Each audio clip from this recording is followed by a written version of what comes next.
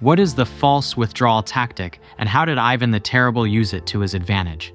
The false withdrawal tactic involves strategically retreating or appearing to abdicate power to create a sense of fear and chaos.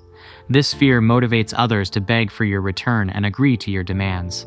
Ivan the Terrible, facing potential rebellion, employed this tactic by leaving Moscow and announcing his abdication. The ensuing fear of anarchy and civil war led the Russian people to plead for his return, granting him absolute power in the process. How can you influence someone by presenting them with a dilemma that serves your interests? This tactic involves framing a situation so your target believes they have a choice, but both options lead to an outcome that benefits you. This creates an illusion of free will while subtly manipulating the decision-making process. An example is General William Sherman's march through Georgia during the Civil War. By dividing his army into two wings, he forced the Confederates into a dilemma. Retreating from one wing meant facing the other. Similarly, lawyers often employ this technique by leading witnesses into a choice between two explanations, both damaging to their case. What does it mean to promise the moon in the context of manipulation? Promising the moon means to entice someone with a desirable fantasy, something vague and unattainable. This keeps the victim focused on the allure of the promise without scrutinizing its feasibility. This tactic plays on human desire and longing. The vagueness of the promise allows the victim to project their hopes and dreams onto it, making them more susceptible to manipulation. How can you identify and exploit someone's weakness to gain control over them? Identifying someone's weakness, their thumbscrew, involves careful observation of their gestures, unconscious signals, and inconsistencies. By paying close attention to their conversations and actions, you can uncover their vulnerabilities and hidden desires. Once identified, you can exploit these weaknesses by supplying what they lack. If they miss parental support, provide a facsimile. If they have a secret indulgence, cater to it. Playing on their insecurities. If they're timid, offer them opportunities for boldness. If they're boastful, expose their cowardice. Appealing to their unmet desires. Use their longings and frustrations to manipulate their decisions. Why is it important to act like a king, even if you lack formal authority? Projecting a regal demeanor, even without a crown, influences how others perceive and treat you. By exuding confidence and self-belief, you command respect and create an aura of authority. History is filled with individuals of humble origins who achieved great power by embodying this principle. The key is to cultivate self-belief so convincing that it becomes a self-fulfilling prophecy. How can you use the art of timing to your advantage in power dynamics? Mastering timing involves long time, patiently observing and waiting for the right moment to act, avoiding rash decisions. Force time, disrupting your opponent's timing by creating deadlines or forcing their hand. And time, executing your plans swiftly and decisively when the opportune moment arrives. By understanding and manipulating these aspects of time, you can outmaneuver opponents and seize opportunities. What is the most effective way to deal with things you cannot have? The best revenge for things unattainable is deliberate indifference and disdain. Ignoring what you cannot have unsettles your target, making them desire your attention or approval. This tactic inverts the power dynamic. By appearing unaffected by their charms or possessions, you gain a psychological advantage, prompting them to pursue you instead. How can you stir up waters to catch fish in your interactions with rivals? By strategically provoking your opponents while remaining calm yourself, you gain a tactical advantage. By finding and exploiting their emotional weak points, you can manipulate their reactions and make them act irrationally. Remember to gauge their strength before baiting them. Avoid provoking those who are too powerful to handle. Choose your targets carefully and never stir up waters you cannot control. What is the mirror effect and how does it work? The mirror effect is a strategy of power that involves mirroring your opponent's actions, words, or desires to disarm and manipulate them. It plays on our inherent narcissism by reflecting back to others what they want to see, creating an illusion of shared values and understanding. This can either infuriate them as they feel mocked and cloned, or disarm them, lulling them into a false sense of security. What are the different types of mirror effects? The four main mirror effects are: the neutralizing effect, mimicking your enemy's actions to obscure your own strategy and make them misjudge your intentions. The shadow effect, secretly following and observing your opponent to gather information that will neutralize their strategy later. The narcissist effect, mirroring a person's psyche and deepest desires to gain power over them by feeding their ego. The moral effect, teaching someone a lesson by giving them a taste of their own medicine, making them feel the consequences of their actions. Can you give an example of the mirror effect in action?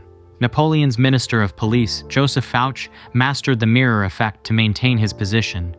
Knowing Napoleon spied on his ministers, Fouché had his own spies monitor Napoleon's, neutralizing any potential threats. He also mirrored Napoleon's sentiments and desires, appearing as a loyal and indispensable ally. What is the courtier's mirror and how can I use it? The courtier's mirror is a specific application of the narcissus effect. It involves subtly mirroring a person's unspoken desires and tastes, reflecting back to them an idealized image of themselves. This can be achieved by carefully observing their behavior, preferences, and aspirations, and then catering to them in unexpected and delightful ways. Why is appearing too perfect dangerous? While striving for excellence is admirable, appearing flawless can be detrimental to your power. It breeds envy and resentment in others, creating silent enemies who will seek to undermine your success. What happened to Joe Orton and why is it relevant to this law? Playwright Joe Orton's success triggered intense envy in his partner, Kenneth Halliwell, who had once been his equal in their writing collaborations. Orton's flourishing career made Halliwell feel inferior and resentful, leading to his psychological deterioration and eventual attack on Orton.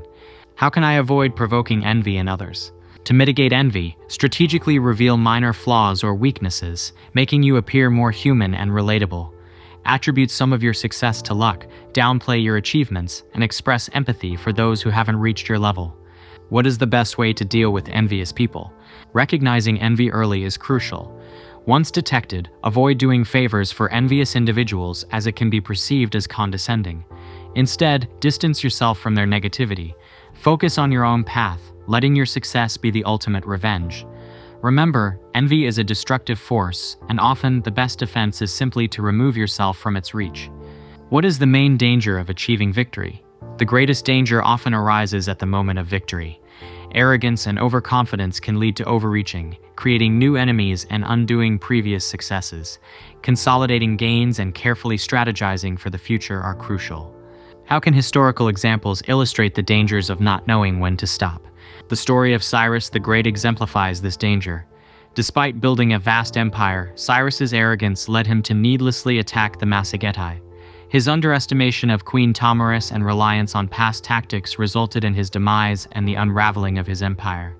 Similarly, the Assyrian Empire, blinded by its string of victories, ultimately collapsed due to overextension and a failure to recognize changing circumstances. How did Madame de Pompadour maintain her position as King Louis XV's mistress for an unprecedented 20 years? Madame de Pompadour understood the precarious nature of her position and the importance of strategy. Instead of being consumed by greed and vindictiveness, she cultivated allies, charmed her enemies, and even befriended the queen. She adapted to changing circumstances, recognizing the need to evolve her role. How can one avoid the pitfalls of victory and maintain power? Recognize the role of luck and circumstance in success. Resist the urge to repeat successful patterns without considering the context. Control emotions and avoid rash actions fueled by overconfidence. Consolidate gains, adapt to new situations, and remain vigilant against changes in fortune. What is the concept of formlessness in power dynamics? Formlessness is the ability to adapt and remain fluid like water, avoiding fixed plans or rigid structures. It's about being unpredictable and elusive, making it difficult for opponents to anticipate your moves or find vulnerabilities. How did the Spartans' rigid system ultimately lead to their downfall? The Spartans, focused solely on military strength and maintaining the status quo, became rigid and inflexible. This lack of adaptability made them vulnerable to the fluid and ever-evolving strategies of their rivals, ultimately leading to their decline. How did Mao Zedong utilize formlessness to defeat the nationalist forces in the Chinese Civil War? Mao, inspired by the principles of the game Go, employed a formless strategy that confused and demoralized the nationalists. His troops dispersed, harassed, and strategically retreated, appearing cowardly and disorganized. This formlessness allowed them to encircle the enemy and strike decisively when the opportunity arose. What are the key benefits of adopting a formless approach to power? Formlessness keeps opponents off balance, making it difficult to formulate counter-strategies. It allows for tactical surprises, disguises weaknesses, and helps to retain the initiative. It fosters adaptability, crucial in an ever-changing world, and allows for greater flexibility in navigating complex situations.